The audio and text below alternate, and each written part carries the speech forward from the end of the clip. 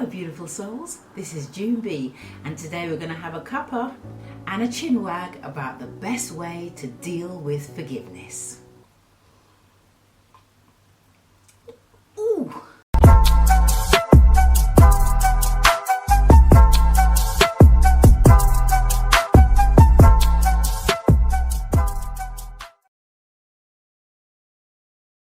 Forgiveness. What is it?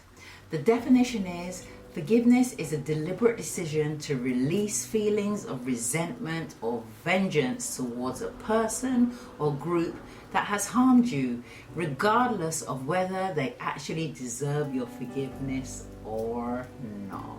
Forgiveness does not mean forgetting, nor does it mean condoning or excusing bad behavior. Also, forgiveness is all about you, not the other person. Okay, let me repeat that again. It's about you, not the other person.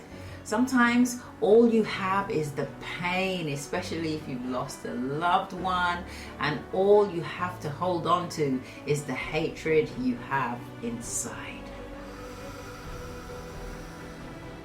Blaming them or even yourself makes sense of everything that you are feeling. Forgiveness does not erase the past. Instead, it looks upon it with compassion.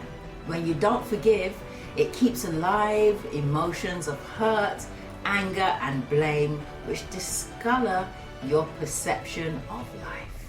Forgiveness is liberating, heals the soul, and it removes fear.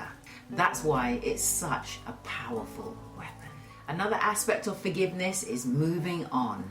If you're holding on to hurt from the past, then you can't move on. You could be holding on to hurt for years, causing all different diseases to occur inside your body because the hurt has to go somewhere, right? How do we forgive? There are two parts to this forgiveness process. The first part is letting go. Let it go. Let it go. Let it go.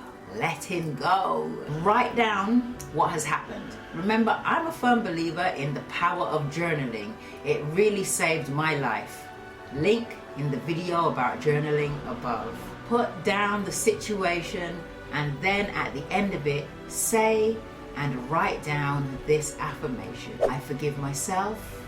I forgive others. I let go and move into a state of love. Whenever those feelings of anger, resentment, and blame come up, say this power affirmation to, number one, change those thought patterns. Number two, take a break from those thoughts going over and over and over again in your brain. And number three, to make some space for the new and loving feelings to flood on in. The second step in letting go is making space. If we can't let go, then the second part of forgiveness cannot occur as we have no space to let the healing happen. And forgiveness is all about inner healing, right? Remember, I said forgiveness is all about you, not about the person you're forgiving. Some people are still finding it hard to move on from the global pandemic we all faced. Letting go of that feeling of fear we have been under for a few years now can still hurt, making us scared to reach out and touch someone or even leave our homes. Even though things have moved on, many of us are still struggling with social anxiety. Not many people are talking about this anymore. I see one-to-one clients all the time that still suffer from this social anxiety right now. That's why we know that for some it's still a huge issue and it's stopping us from moving on with life. When it comes down to it, the only person that's suffering from not moving on is, you guessed it, you. I know this may be hard for some people to hear.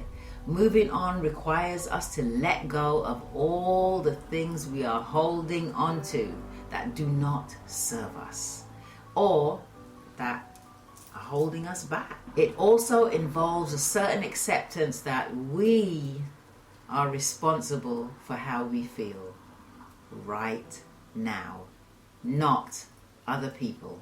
This is true power, dealing with who we truly are.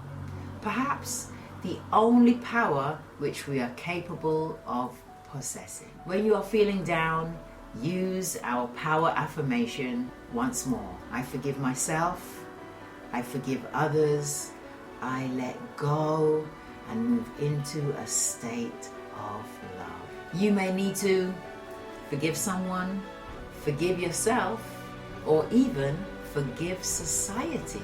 Letting go of perceived injustices. As a black woman, I sometimes feel the pressure of society, and all I want to do is just be me, without fitting into anyone's box or trying to follow a set of someone else's rules that are unattainable and unachievable for me. So I carve out my own path, however messy, beautiful, bumpy and joyful it is, and I trust I'm always guided by the universe. Check out my spoken word poem called Curly Black Hair, Brown Silky Skin, which may help if you're feeling victimized because of who you are or by things that are happening around you. In conclusion, when it comes down to it, the only person that is suffering is you. I know this may be hard for some people to hear right now because you feel something was done to you.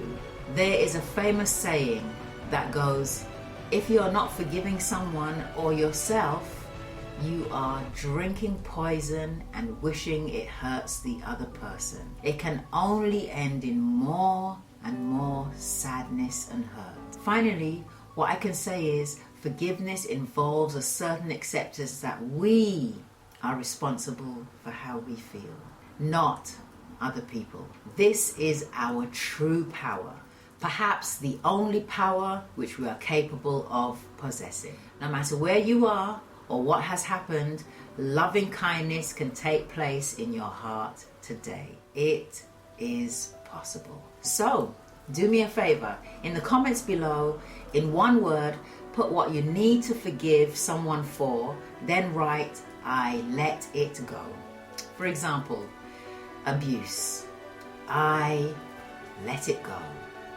Anger, I let it go, and so on. Know that whenever you affirm I let it go, you are one step closer to freeing yourself from the chain of hurt that keeps you tied up in knots. A great exercise to let it go. Try it in your journal. It really does help. Lastly, be kind to yourself. The most important person in your life is you. If you have any topics you would like me to cover, leave them in the comments below. If you resonated with this kind of content, then you know what to do.